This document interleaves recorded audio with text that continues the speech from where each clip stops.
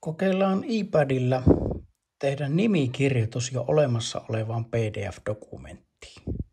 Ja tässä tapauksessa se PDF-dokumentti on meillä tallennettu Google Driveen. Mutta iPadissa niin se PDF pitää avata tämän tiedostot-applikaation kautta, joka on lähinnä Applen oman iCloudin tämmöinen tiedostohallinta ohjelmistoapplikaatio.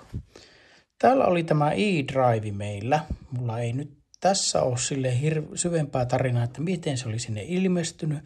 Todennäköisesti silloin, kun se eDrive-applikaatio asennettiin tähän iPadille. Se kysyy, että laitetaanko eDrive päälle, laitetaanko Drive päälle, laita Drive päälle, jotta voit selata ja lisätä tiedostoja. Napataan, että laitahan päälle. Nyt se käy hakemassa sieltä Google Drivesta kaikki ne dokumentit. Ja katsotaanpa, saataisiko me tätä noin.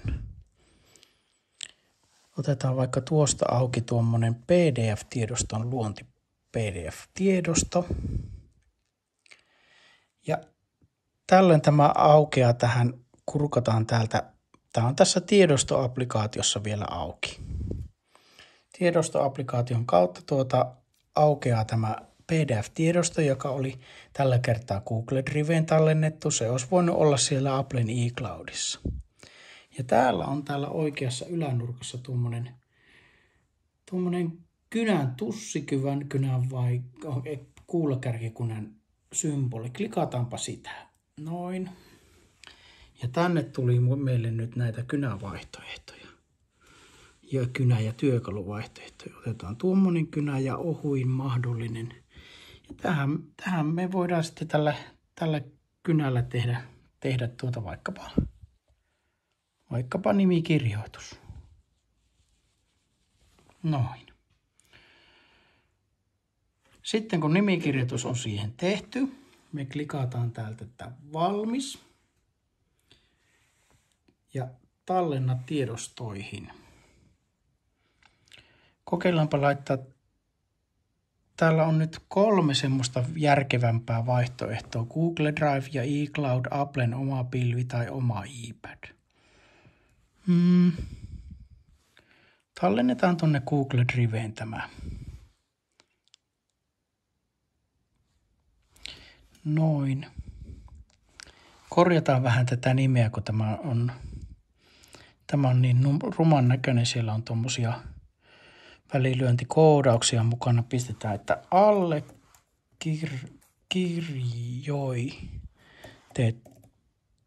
allekirjoitet. No annetaan olla.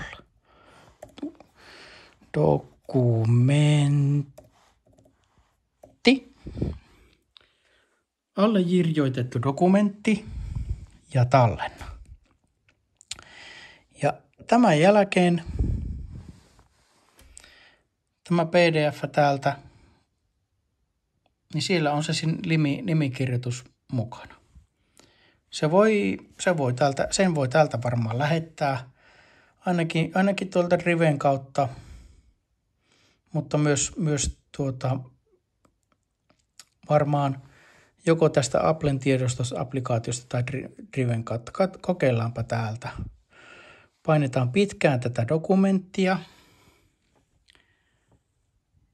Ja sähköposti. Näin. Sä voit tästä tehdä